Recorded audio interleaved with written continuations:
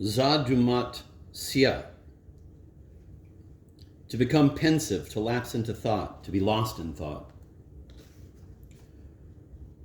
Podoti, to approach, to go up to.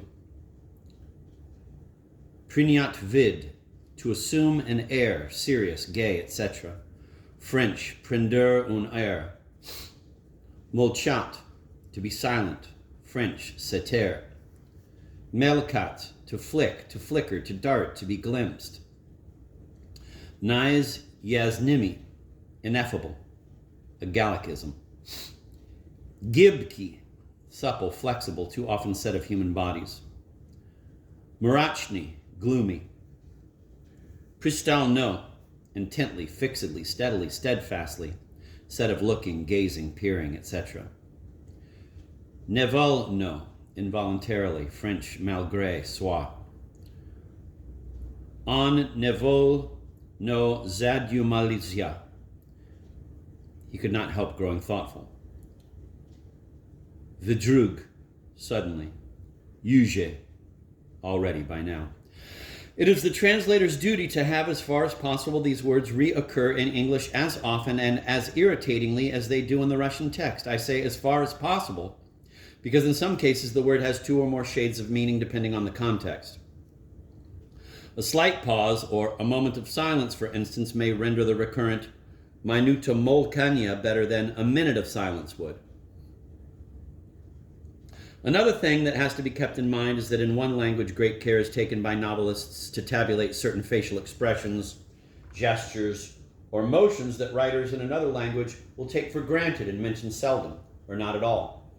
The 19th century Russian writer's indifference to exact shades of visual color leads to an acceptance of rather droll epithets condoned by literary usage. A surprising thing in the case of Lermontov, who was not only a painter in the literal sense, but saw colors and was able to name them. Thus, in the course of a hero, the faces of various people turn purple, red, rosy, orange, yellow, green, and blue.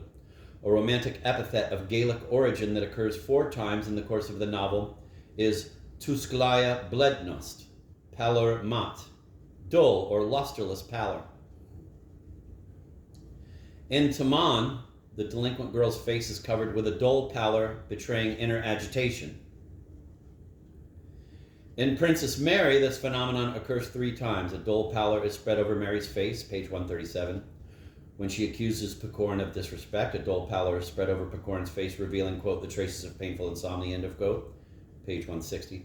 And just before the duel, a dull pallor is spread over Grushnitsky's cheeks as his conscience struggles with his pride. Besides such code sentences as her lips grew pale, he flashed, her hand trembled slightly, Besides such code sentences as her lips grew pale, he flushed, her hand trembled slightly, and so forth, emotions are signaled by certain abrupt and violent gestures. In Bella, Pechorin hits the table with his fist to punctuate with a bang his words, she won't belong to anybody but me, page 24. 2 pages further, it is his forehead he strikes with his fist, a gesture deemed oriental by some commentators. Upon realizing he has bungled the seduction and driven Bella to tears, page 26.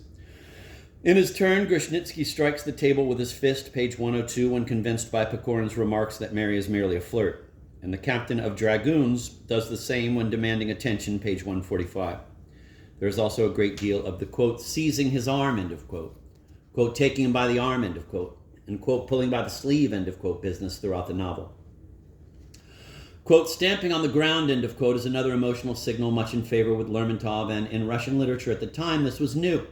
Maxim Maximich in Bella, page 19, stamps his foot in self-accusation. Grushnitsky in Princess Mary stamps his in petulance, page 134. And the captain of dragoons stamps his in disgust, page 170. It is unnecessary to discuss here Pechorin's character. The good reader will easily understand it by studying the book, but so much nonsense has been written about Pechorin by those who adopt a sociological approach to literature that a few warning words must be said.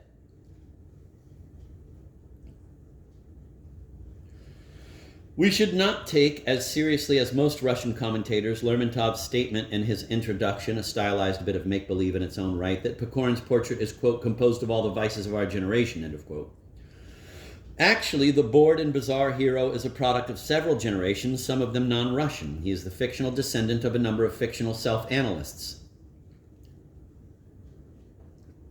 beginning with Saint-Preux, the lover of Julie Dietange, in Rousseau's Julie ou la Nouvelle Héloïse, 1761, and Werther, the admirer of Charlotte S. in Goethe's Die Leiden des Jugend Werthers, 1774, known to Russians mainly in French versions such as that by Seyvalinges, 1804, going through Chateaubriand's René, 1802, Constance Adolphe, 1815, and the heroes of Byron's long poems, especially the Giaour, 1813, and the Corsair, 1814, known to Russians in Pichot's French prose versions from 1820 on, and ending with Pushkin's Evgeny Onegin, 1825 to 1832, and with various more ephemeral products of the French novelists of the first half of the century, Nodier, Balzac, etc.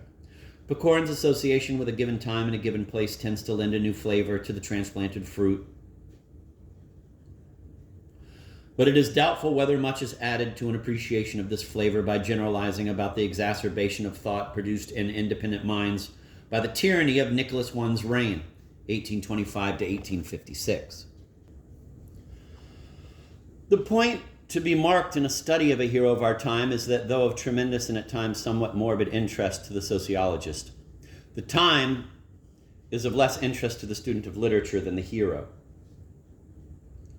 In the latter, young Lermontov managed to create a fictional person whose romantic dash and cynicism, tiger-like suppleness and eagle eye, hot blood and cool head, tenderness and taciturnity, elegance and brutality, delicacy of perception and harsh passion to dominate, ruthlessness and awareness of it, are of lasting appeal to readers of all countries and centuries, especially to young readers, for it would seem that the veneration elderly critics have for a hero is rather a glorified recollection of youthful readings in the summer twilight and of ardent self-identification than the direct result of a mature consciousness of art.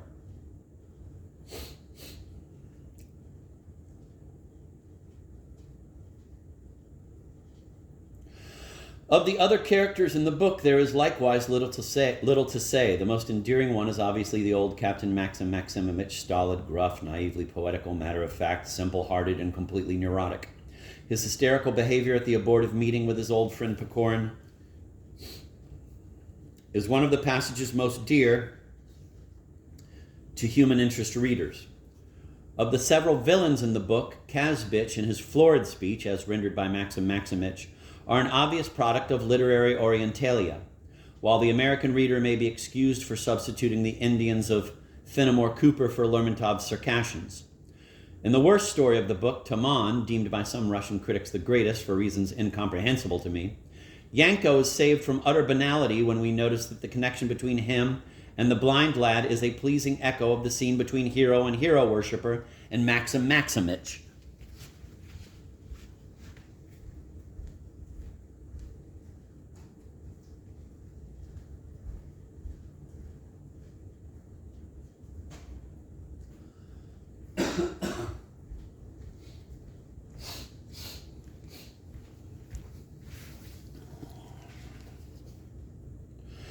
Another kind of interplay occurs in Princess Mary. If Pechorin is a romantic shadow of Lermontov, Grushnitsky, as Russian critics have already noted, is a grotesque shadow of Pechorin, and the lowest level of imitation is supplied by Pechorin's valet.